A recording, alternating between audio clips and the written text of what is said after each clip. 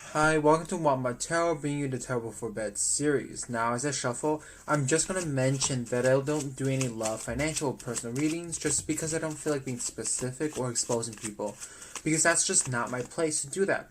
Instead, I prefer to do like a general collective reading that gears towards, giving y'all, advice or like really random advice or reminders. You might not know that you need it, but you might want to listen to it. It's like no commitment, it's random and it's supposed to be fun. And you can follow me for that. But you can also follow me to hold myself accountable to my uploading schedule because it's fairly inconsistent in here. So yeah. And I'm just gonna, shuffle more cards. And I'm gonna shuffle off screen because I have 10 seconds left and I'll show the cards when I have it.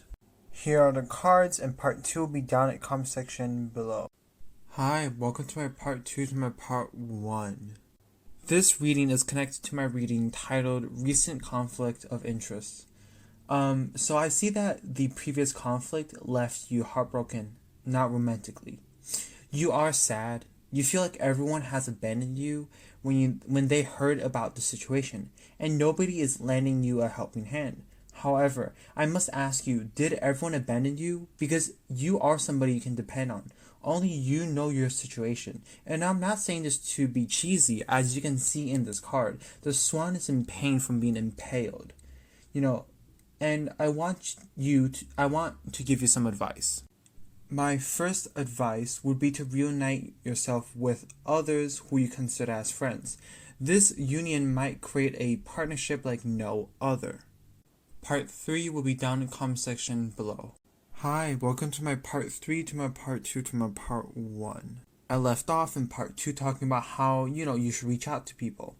And as demonstrated by this card, these two creatures are comfortable enough to be vulnerable with each other.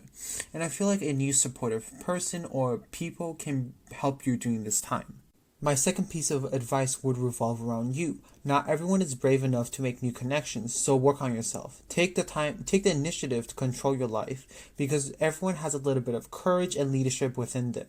You might not notice it, but you are charismatic, and that energy should inspire you to be the boss of your life. After all, you have to do this at some point in your life. Better now than never.